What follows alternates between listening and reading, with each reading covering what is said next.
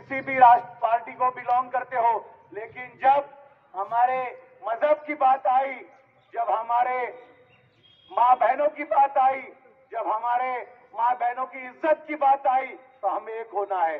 जब हमारे मजहब की बात आई तो हमें सब पार्टियां छोड़कर हमारे एक होना जरूरी है। आज वो वक्त आ गया है कि हमें सब पार्टियों को लात मारनी चाहिए और हमें एक होना चाहिए। आज एक होना बहुत जरूरी है, क्योंकि हम फिरकों में तो पहले से बढ़ चुके थे, पार्टियों में तो पहले से बढ़ चुके थे। अगर हम भी पार्टियों में बैठे रहेंगे, फिरकों में बैठे रहेंगे, तो हमारे कुछ दिनों के बाद हमें, अभी तो ये हाल है, कुछ दिनों के बाद हमें दौड़ा दौड़ा के मारा जाएगा, दौड़ा दौड़ा के पीटा जाएगा, दौड़ा दौड़ा कर यहाँ पर इस देश से निकालने की साजिश यहाँ पर की गई थी। एनसीआर पिछले दिनों में हमने, संविधान ने एक अच्छी पहल की थी, एनसीआर पे हमने एक होकर यहाँ पर मोर्चा निकाला था। यही पार्टी है, ये बीजेपी, ये आरएसएस, इन्होंने यहाँ पर हमारे को एनसीआर से, हमारे मुल्क से निकालने की साजिश रची थी। किसी तौर पे हम लोग एक हो गए, उन्होंने देखा कि अब सब मुसलमान एक हो गए, हमने एनसीआर पर एकता बताई, सब मुसलमान जाग उठे, एनसीआर पे हमने एकता बताई, तब वो उन्होंने उस मुद्दे को ठंडे बस्ते में डाल दिया और कुछ अरसे के लिए उस एनसीआर के तहत उस मुद्दे को उन्होंने देखा कि सब मुसलमान एक हो गए, तो उन्होंने उस मुद्दे को ठंडे बस्ते में डाल दिया। लेकिन हमें अभी बहुत ज्यादा ध्यान देना चाहिए, बहुत ज्यादा एकता अपने बीच में दिखाना चाहिए। मेरे पहले बहुत से यहाँ पर वक्तों ने समाज ये सोचने पे मजबूर हो गया है कि हम उसी हिंदुस्तान में, उसी हमारे प्यारे भारत में रहते हैं जो सदियों पुराने भारत में रहते थे, कि ये दूसरा भारत है। ये कुछ मनुवादी ताकत, ये कुछ जातिवादी ताकत, ये जब से सत्ता में आई है, जब से इख्तियार में आई है, इन्होंने कुछ लोगों का जीना हराम कर दिया है। इनका मकसद ये है कि यहाँ पर इस मुल्क में चैन और अमन न रहे, यहाँ पर मुसलमान खास करके चैन और अमन में नहीं रहे, वो हमेशा यहाँ पर डिस्टर्ब रहे, हमेशा यहाँ पर बेचैन रहे। मैं आज खास तौर पर संविधान बचाओ समिति के अहमद भाई जागीरदार का, उनके सभी अरकानों का मुस्लिम समाज की ओर से तहे दिल से शुक्रिया अदा करना चाहता हूं। सुनाई दी गई, मैं तो चाहता था कि जिस तरह मेरी बहन ने कहा कि निर्भया के दोषियों को फांसी दी जाती है, निर्भया के दोषी क्या दोषी नहीं थे, वो एक निर्भया थी।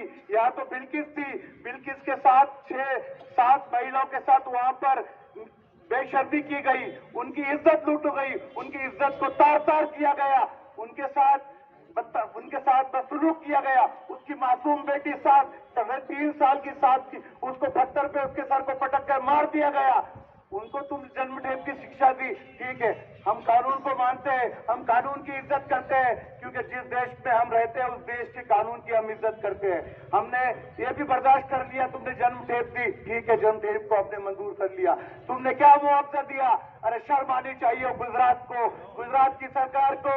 गुजरात की सरकार ने उसकी इज्जत के साथ खिलवाड़ किया, 5 लाख रुपए गुजरात की सरकार ने उसको मुआवजा दिया। सुप्रीम कोर्ट ने उसके मुंह पे फटकार लगाई और 50 लाख रुपए का मुआवजा देने का वहां पर वो बिल्किस बानो को वहां पर ऑर्डर पास किया गया। जब जाकर बिल्किस बानो को 50 लाख रुपए का मुआवजा वहां पर मिला। और जब हम इस देश का अमृत महोत्सव मना रहे थे, 75 साल की सालगिरह मना रहे थे, और ये हमारे पंत प्रधान जो किसी एक पार्टी के, जब पंत प्रधान किसी पार्टी का नहीं रहता, पूरे मुल्क का 132 करोड़ जनता का ये पंत प्रधान है, इनको थोड़ी तो शर्म आनी चाहिए थे।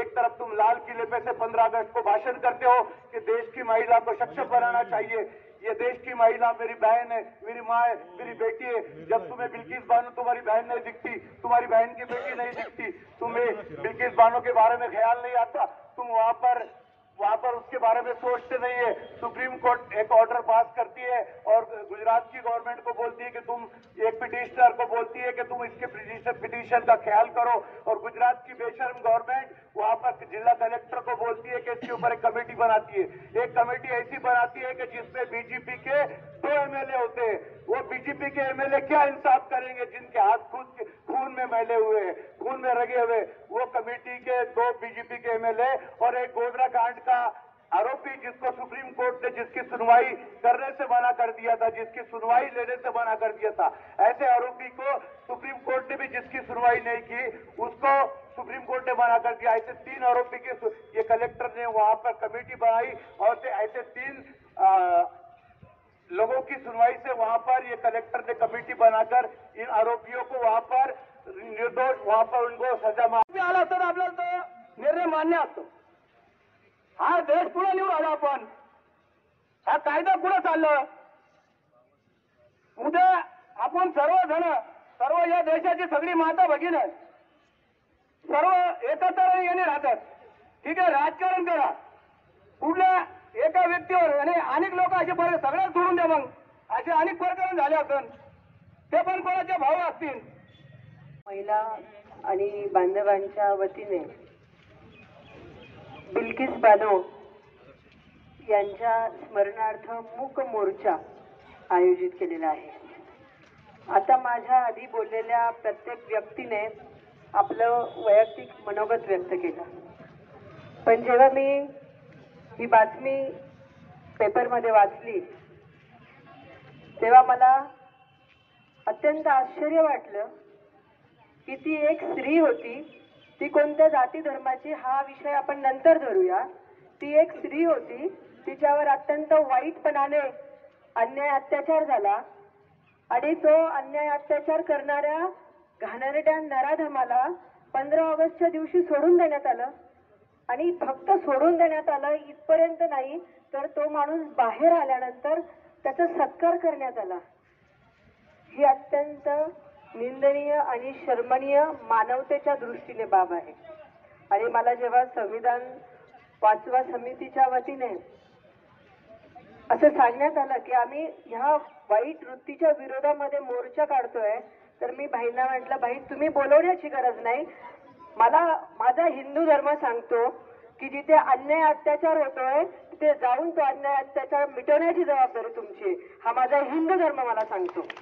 आणि हे असताना पवित्र कुराण सांगतं की श्रेष्ठ कोण आहे, स्त्री की पुरुष, तर ते सांगतात स्त्री श्रेष्ठ। कोण स्त्री श्रेष्ठ? आई श्रेष्ठ। परत विचारतात की कुराणामध्ये की आणखीन आईपेक्षा श्रेष्ठ कोण, तर परत पैगंबर साहेब सांगतात आई श्रेष्ठ। असं 3दा सांगतात की आई श्रेष्ठ आहे, आई म्हणजे स्त्री श्रेष्ठ आहे असं पवित्र कुराणात सांगितलं जातं। आणि माझ्या हिंदू धर्मात सांगितलं जातं मातृदेवो भव, म्हणजे दोघांचीही शिकवण सारखीच आहे की तुम्ही स्त्रीला समान दर्जा द्या, स्त्रीचा सन्मान करा।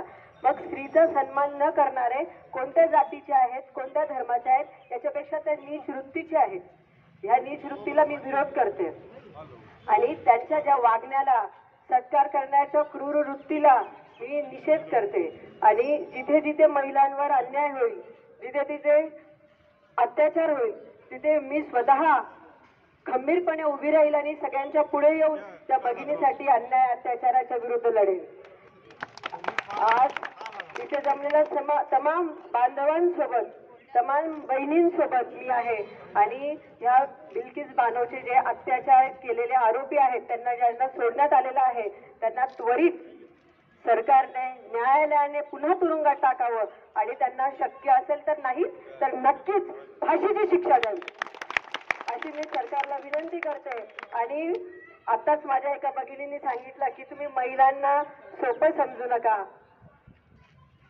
तसंच मी त्यांना सांगते की आम्ही मातृत्व घेतो, आमच्याकडे मातृत्व गुण आहे, तसं आम्ही कालीही होऊ शकतो, हेही शासनाने लक्षात घ्यावं।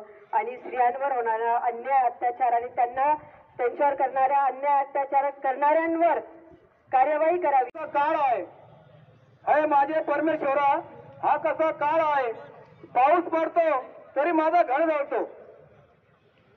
आज या ठिकाणी श्रीरामपूर येथील मुस्लिम समाजातील संविधान बचाव समितीच्या वतीने जी आमची सर्वांची भगिनी, या भारताची भगिनी बिल्किश बानो याच्यावर झालेले अत्याचार,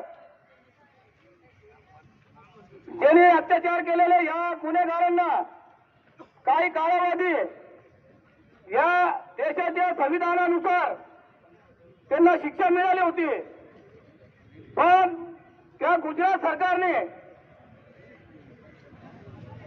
त्यांना निर्बली, आपण सर्व वंदनाताई, आपण सर्व या देशाचा अमृत महोत्सव साजरा करण्यासाठी आपल्या देशाच्या पंतप्रधानाने आपल्याला परत घरावर तिरंगा लावण्यासाठी आपल्याला सूचना दिली आणि त्या सूचनेचं पालन प्रत्येक नागरिकांना केलेलं आहे. आणि त्या दिवशी असे घाणारे या बलात्कारी या आरोपींना त्या 15 ऑगस्टच्या दिवशी त्यांना बाइज्जत तो सरकार सोडतो. हा धिक्कार आहे त्या सरकारवर. आम्ही आपल्या देशाच्या कायद्याला